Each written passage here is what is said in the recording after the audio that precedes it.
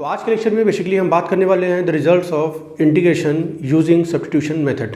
ठीक है, कुछ फॉर्मूले देखेंगे, कुछ रिजल्ट्स देखेंगे, कुछ रिजल्ट्स ऐसा भी देखेंगे कि अगर हम चाहें तो डायरेक्ट क्वेश्चन को एक लाइन में भी सॉल्व कर सकते हैं। ठीक है, तो आइए स्टार्ट करते हैं। चलिए,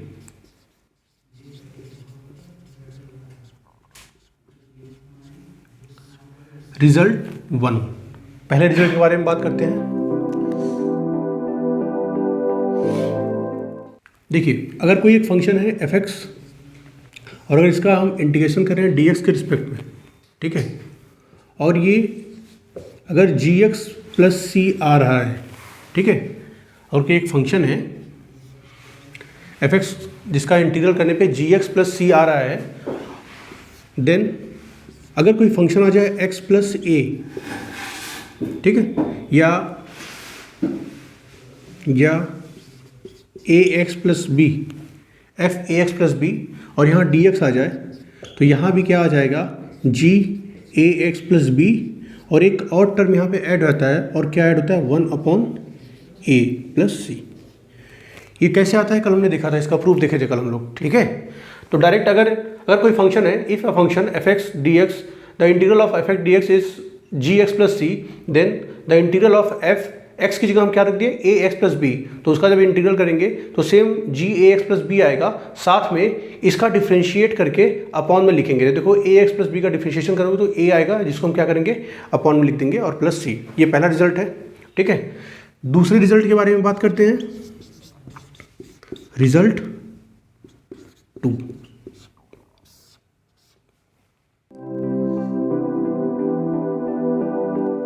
दूसरा रिजल्ट बड़ा अच्छा है, अगर आप लोग को पहचान जाओगे तो। f(x) की power n f dash x dx, f(x) की power n f dash x dx। अगर ये लिखा हुआ है तो इसको आप डायरेक्ट चाहो तो, अगर इसका इंटीग्रल लिखना चाहो तो इसका इंटीग्रल आप लिख सकते हो f(x) की power n plus 1 upon n plus 1 plus c। ठीक है, देखो कैसे आप f(x) को t लेट कर लोगे। अगर कल बताया था आप लोग को, इस पे बहुत ढेर सारा क्वेश्चन बता चुका हूँ। ठीक है, f(x) को t लेट कर लोगे तो f डैश x dx की वैल्यू क्या हो जाएगी dt। देखो ये पूरा वैल्यू कितना हो जाएगा dt, और ये क्या हो जाएगा t की पावर n का इंटीग्रेशन क्या होता है t की power n plus 1 upon n plus 1।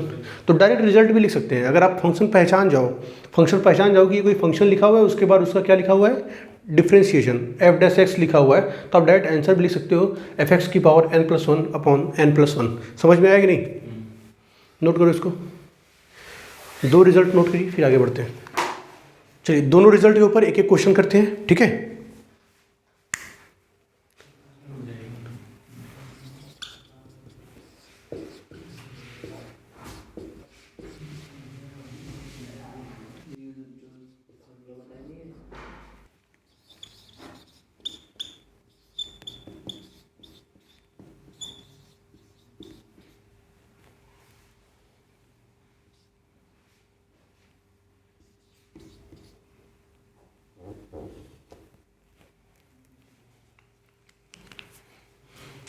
Board पे 2 क्वेश्चन लिखा हुआ है। पहले क्वेश्चन को आपको डायरेक्ट ये रिजल्ट यूज करके करना है, और सेकंड क्वेश्चन को डायरेक्ट इस रिजल्ट को यूज करके आप कर सकते हो। आइए देखते हैं कैसे। देखो फंक्शन क्या था, फंक्शन को एक होता है सेक स्क्वायर एक्स, लेकिन सेक स्क्वायर एक्स की जगह क्या लिखा हुआ है 5x माइनस 3, मतलब देखो ax प्लस बी की तरह दिख रहा है ना, 5x माइनस 3। तो डायरेक्ट इसका आंसर क्या लिख सकते हैं बताओ? सेक स्क्वायर एक्स किसका डिफ्रेंशिएशन होता है 10 का, तो क्या लिख सकते हैं इसको 10 5x minus 3 into 1/5 plus c। समझ में आएगी नहीं? ठीक है, इसका देखिए, चलो अगर हम इसको फंक्शन बोलते हैं cos x को फंक्शन बोलते हैं, चलो sin x को फंक्शन बोल लो, कोई दिक्कत नहीं है। sin x को अगर हम फंक्शन बोले f(x), तो ये क्या लिखा हुआ है f डैश x, क्या लिखा हुआ है ये ध्यान से देखो, लिखा है कि नहीं? ये f(x) है, ये f डैश x है। ठीक है, तो आपका डायरेक्ट आंसर क्या हो जाएगा? वैसे अगर देखा जाए, चलो यहाँ पे एक स्क्वायर लगा देते हैं। ठीक है, एक स्क्वायर लगा देते हैं, तो क्या हो जाएगा इसका आंसर बताइए? क्या लिखा हुआ है देखो, f(x) की power n f dash x dx अगर है तो डायरेक्ट आंसर क्या लिख सकते हैं बताइए? Sine cube x upon 3+c, ठीक है। और ये अपॉन 3 को ऐसे लिख दो 1/3, थोड़ा देखने में अच्छा लगेगा। समझ में आया? देखो डायरेक्ट रिजल्ट्स को यूज करके कितना क्वेश्चन एक लाइन में हो जा रहा है कि नहीं, समझ में आया? तो ये आया कहाँ से? By using substitution method. कल हम लोग समझ चुके हैं कि सब्स्टिट्यूशन मेथड क्या होता है। तो बाय यूजिंग सब्स्टिट्यूशन मेथड कितना अच्छा रिजल्ट, 2 रिजल्ट निकल के आया आपके पास, ठीक है। चलिए आगे बात, देखिए मान लीजिए कोई एक इंटीग्रल लिखा हुआ है f' अपॉन fx dx, ठीक है। तो डायरेक्ट आप इसका आंसर क्या लिख सकते हैं? डायरेक्ट आंसर लिख सकते हैं इसका log fx प्लस c, ठीक है। क्यों देखो आप ध्यान से देखो, अगर मैं बोलूँ कि fx इक्वल्स टू t, तो f' क्या हो जाएगा? f' dx equals to dt। देखो f' dx ऊपर लिखा हुआ है, तो ऊपर का पूरा टर्म क्या बन गया? dt, और नीचे वाला टर्म क्या है? t, ठीक है। अब बताओ dt अपॉन t का इंटीग्रेशन क्या होता है? log t plus c। तो log t की वैल्यू कितनी? तो log fx plus c। Direct आप रिजल्ट भी याद कर सकते हो, क्योंकि डिनोमिनेटर में फंक्शन है और नोमिनेटर में उसका डेरिवेटिव है, तो आप डायरेक्ट आंसर लिख सकते हो log fx प्लस c। समझ में आया? नोट करो। एग्जाम्पल भी सॉल्व कर लिए। एक एग्जाम्पल इसके ऊपर है कि integral of cos x upon sine x, cos x upon sine x dx, cos x upon sine x dx। देखिए इस क्वेश्चन को कैसे सॉल्व करेंगे।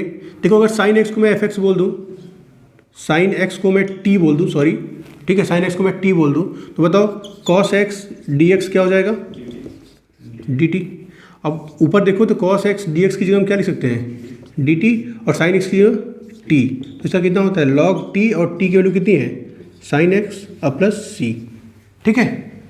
समझ में आया? या तो अगर आपको ये वाला रिजल्ट याद है तो डायरेक्ट कर सकते हो। देखो ऊपर लिखा हुआ है cos x, cos x क्या है? साइन x का डिफरेंशिएशन। तो ऊपर लिखा हुआ है f', नीचे लिखा हुआ है fx, तो उसका डायरेक्ट आंसर क्या लिख सकते हो? log fx plus c। तो fx की वैल्यू कितनी थी? साइन x, तो डायरेक्ट आप क्या लिख सकते हो? Sine x plus c। अच्छा देखो ये जो लिखा हुआ है बेसिकली क्या लिखा हुआ है? cot x, ठीक है। तो यहीं से आपका cot x का ही फार्मूला बनता है कि integral of cot x equals to log of sine x plus c। ये आपका एक फॉर्मूला है, इसको याद कर लीजिए। चलिए एक क्वेश्चन और करते हैं। देखो सॉल्व करिए। Integral of tan x dx, integral of tan x dx। देखो tan x को क्या लिख लेंगे? Sine x upon cos x। उसके बाद आप सॉल्व करो बिल्कुल सेम जैसे आपका cot x का हुआ है, बिल्कुल सेम तरीके से tan x का भी हो जाएगा। करिए सॉल्व। कैसे सॉल्व करेंगे इसको? tan x को हम लिख लेते हैं sine x upon cos x dx। देखिए ऊपर लिखा हुआ है f', नीचे लिखा हुआ है fx, लेकिन cos x अगर cos x को हम fx लेते हैं तो साइन x क्या है? f'। cos x का डेरिवेटिव क्या होता है? Minus sine x।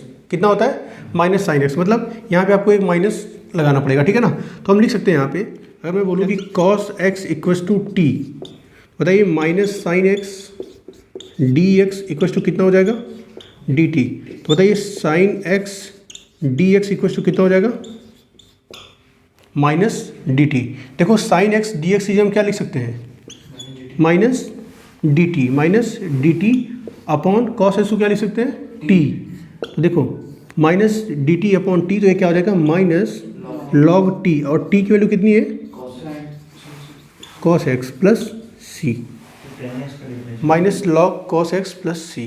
देखिए minus log cos x plus c। अच्छा देखो लॉग का एक, लॉग में अगर log m की पावर n लिखा हुआ है तो इसको हम लोग क्या लिखते हैं? n log m, ठीक है। तो सिमिलरली यहाँ देखो कि माइनस लॉग cos x लिखा हुआ है, ठीक है, माइनस लॉग cos x लिखा हुआ है, तो इसको हम क्या लिख सकते हैं? देखिए इसको लिख सकते हैं ना log -1, यहाँ बोल दें इसको कि -1 इंटू लॉग लिखा हुआ है, तो क्या हो जाएगा? log cos x की power -1 using this formula. n की वैल्यू थी कितना? -1 था, तो m के पावर में n चला जाएगा और प्लस c, ठीक है। तो बताइए log -1 का मतलब कितना? 1 upon cos x plus c, और ये होता कितना है? 1 अपॉन cos कितना होता है? लॉग सेक एक्स प्लस सी। यही इंटीग्रेशन होता है किसका, टेन एक्स का। ये भी एक फार्मूला डिराइव हो गया आपका, समझ में आया। दो फार्मूला डिराइव हुआ आपका कॉट एक्स का। ये सब लिखते चलना, ये सब जानबूझ के मैं डिराइव करवा रहा हूँ, ऐसा नहीं कि ये क्वेश्चन है, मैं क्वेश्चन में ही फार्मूला डिराइव करवा रहा हूँ। Result 4,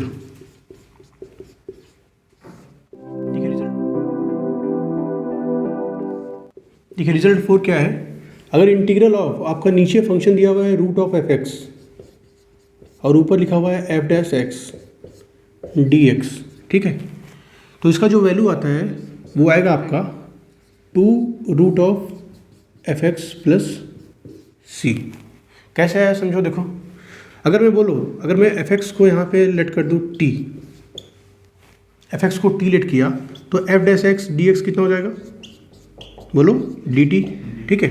F dash x d x को हम क्या लिख सकते हैं, डी टी। तो मतलब ये पूरा फंक्शन क्या हो गया, अब d t upon root of t, और ये यहाँ क्या आ जाएगा डी टी तो लिखा हुआ है, ऑलरेडी लिखा हुआ है यहाँ पे, ठीक है। अब बताओ जो रूट टी लिखा हुआ है, रूट टी को हम लिख सकते हैं टी की पावर -1/2, लिख सकते हैं नहीं। अगर मैं इसको ऊपर लेके आऊँ तो टी की पावर -1/2 डी टी। अब इसका इंटीग्रेशन करोगे तो आपको पता ही क्या हो जाएगा, टी की power -1/2 plus 1 upon -1/2 plus 1 plus C. तो कितना हो जाएगा, टी की पावर -1/2 प्लस 1 कितना होगा बताइए, कितना हो जाएगा, टी की पावर 1/2 अपॉन 1/2 प्लस सी, ठीक है। और जब ये 2 ऊपर जाएगा तो क्या हो जाएगा 2, और टी की पावर 1/2 को क्या लिख सकते हैं रूट टी और प्लस सी, ठीक है। और 2 टी क्या था आपका एफ एक्स, तो क्या जाएगा √2 एफ एक्स प्लस सी। समझ में आया कि नहीं। तो ये भी एक रिजल्ट है आपका। रिजल्ट के साथ साथ उसका प्रूफ भी दिखाते हैं, आप डायरेक्ट रिजल्ट्स भी याद कर सकते हो और उसका प्रूफ भी देख लो कि बाई चांस अगर ये नहीं स्ट्राइक करता है तो आपको कैसे सॉल्व करना है वो भी आपके सामने है।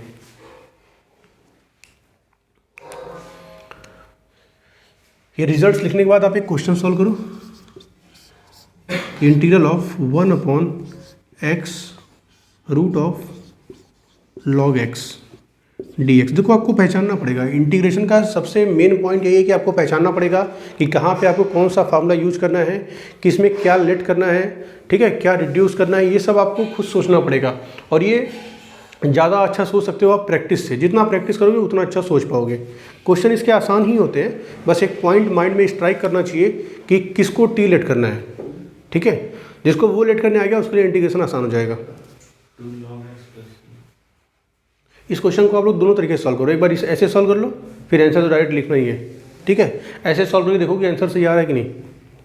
क्या करोगे, लॉग एक्स को क्या लेट करोगे टी। देखिए मैं इसका डायरेक्ट आंसर लिखता हूँ, इसका आंसर कितना हो जाएगा रूट लॉग एक्स प्लस सी, ठीक है। आप इसको एक बार ऐसे सॉल्व करके देखिएगा कि कैसे रूट लॉग एक्स प्लस सी इसका आंसर आया, ठीक है। चलिए, तो यूजिंग सब्स्टिट्यूशन मेथड हमने 2 फार्मूले डिराइव किए अभी तक। कौन कौन से, एक कॉट एक्स का, बताइए कॉट एक्स का फॉर्मूला क्या था, log of sine X plus C. मैंने यहाँ पे मॉड इसलिए यूज किया है क्योंकि लॉग के बाद की वैल्यू कभी भी निगेटिव नहीं हो सकती, क्योंकि लॉग निगेटिव के लिए डिफाइन नहीं होता है।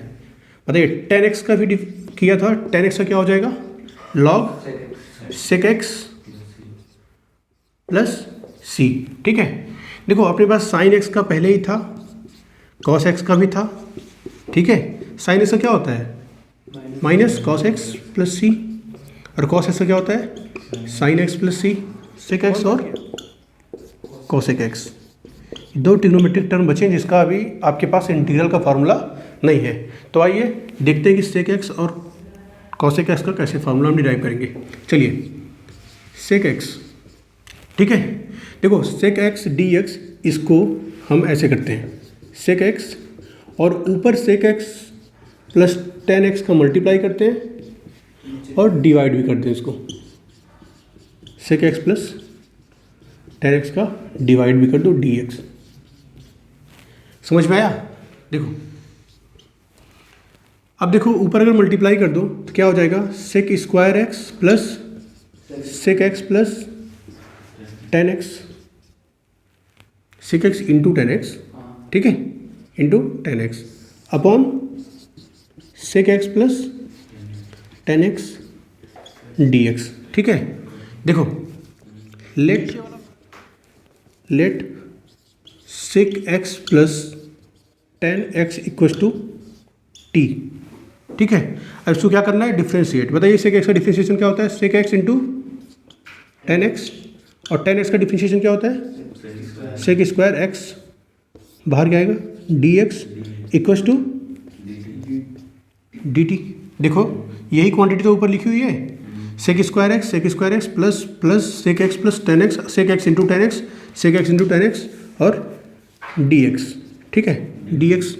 इस जो आपका न्यूमरेटर है, इस पूरे न्यूमरेटर को क्या लिख सकते हैं हम लोग, dt लिख सकते हैं, ठीक है। तो जो ऊपर वाला फंक्शन था वो क्या हो गया, dt अपॉन t। अब कर लोगे, इसका क्या हो जाएगा, log t प्लस c, और log t की वैल्यू कितनी है, सेक एक्स प्लस 10x और प्लस c। मॉड इसलिए लगा हुआ है क्योंकि log की नेगेटिव वैल्यू कभी डिफाइन नहीं होती है।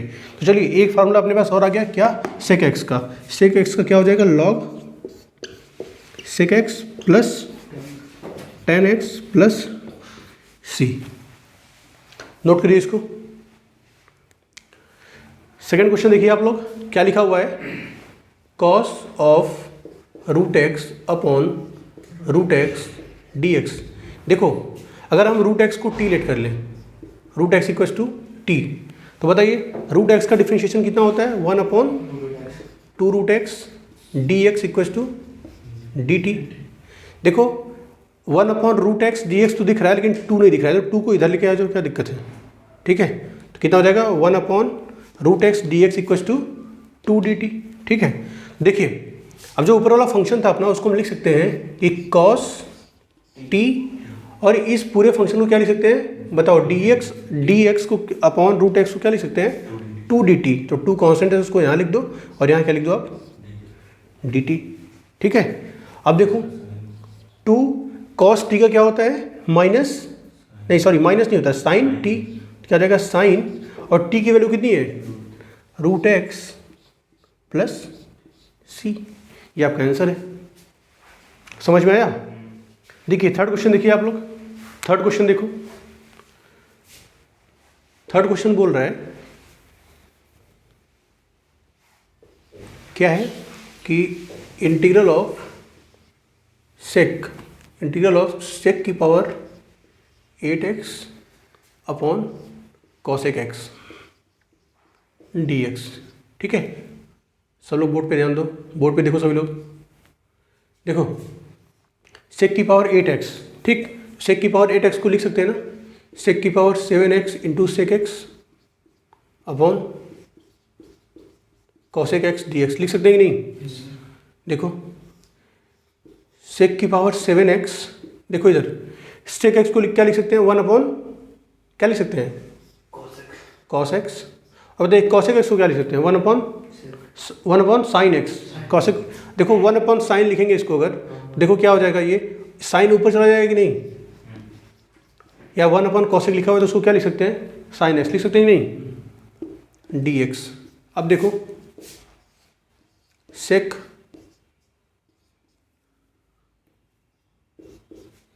की पावर 7x, देखो sine x upon cos x कितना हो जाएगा,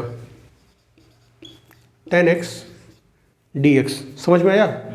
देखो आपको एक रिजल्ट डायरेक्ट में याद करवाया था कि यार यहाँ पे कोई एक फंक्शन लिखा हुआ है, ठीक है, t। अच्छा रुक जाओ, ऐसे मत करो, वैसे करोगे फंस जाओगे आप लोग।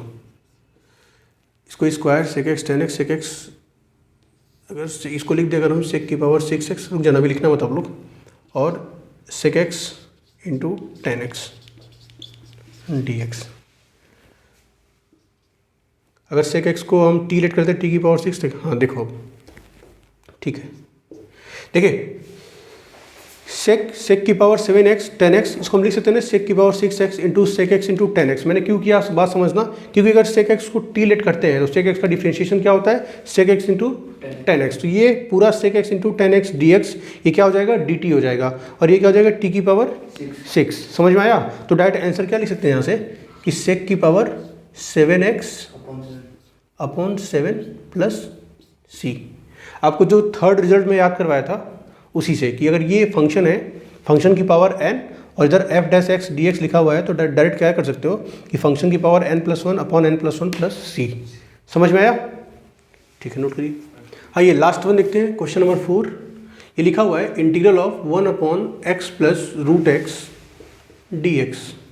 देखिए इसको फॉर्म में आपको बनाना पड़ेगा, ठीक है। कैसे बनाएंगे बताइए कि 1 अपॉन, अगर रूट एक्स को हम कॉमन ले लें तो नीचे क्या आ जाएगा, root x plus 1 d x, ठीक है। अब देखो रूट एक्स प्लस 1 को अगर हम टी लेट करते हैं तो बताइए रूट एक्स का डिफ्रेंशिएशन कितना, 1/2 रूट एक्स, और 1 का 0 तो कितना हो जाएगा 1/2 root x d x equals to d t. अब देखो यहाँ पे कहीं 2 नहीं है तो चाहो तो 2 का मल्टीप्लाई 2 का डिवाइड कर दो, या फिर डायरेक्ट यहाँ पे क्या लिख दो 1/√x d x equals to 2 d t. समझ में आया? देखिए अब आपका जो ये फंक्शन था वो क्या बन गया, इंटीग्रल ऑफ देखो 1/√x dx को हम क्या लिख सकते हैं 2 dt। तो 1/√x dx क्या हो गया 2 dt, और 2 कांस्टेंट है उसको बाहर ले लो, dt यहाँ अपॉन ये पूरा फंक्शन क्या था t। तो अब बताइए इसका इंटीग्रल क्या हो जाएगा 2 log t प्लस c, और t की वैल्यू कितनी थी √x प्लस 1 प्लस सी। आसान है कि नहीं? ठीक है। तो देखिए जो भी क्वेश्चन है, जो भी इंटीग्रल बाय सब्स्टिट्यूशन मेथड का जो भी क्वेश्चन आएगा आपको, उसमें सबसे इंपॉर्टेंट यही है कि आप फंक्शन को क्या लेट करोगे, किस फंक्शन को टी लेट करना है, फंक्शन क्या रिड्यूस होगा, ये सबसे इंपॉर्टेंट है, ठीक है। तो आप इस पर ज़्यादा से ज़्यादा क्वेश्चन प्रैक्टिस करिए, और मैं कमेंट सेक्शन में भी आपको या फिर लिंक शेयर कर दूंगा कि ढेर सारे क्वेश्चंस का आप एनसीईआरटी या फिर आर डी शर्मा कोई भी बुक लेकर क्वेश्चन सॉल्व करो। इंटीग्रेशन यूजिंग सब्स्टिट्यूशन मेथड बहुत ही इंपॉर्टेंट है, क्योंकि ये समझ में आए तभी इसके आगे का समझ में आएगा, ठीक है। तो आप क्वेश्चन सॉल्व करो, कोई भी डाउट आता है मुझे कमेंट सेक्शन में डालो। और अगले लेक्चर में बेसिकली हम लोग बात करेंगे कि ट्रिग्नोमेट्रिक फार्मूले को यूज़ करके हम कैसे इंटीग्रेशन को सॉल्व करते हैं। तब तक के लिए जय हिंद, जय भारत।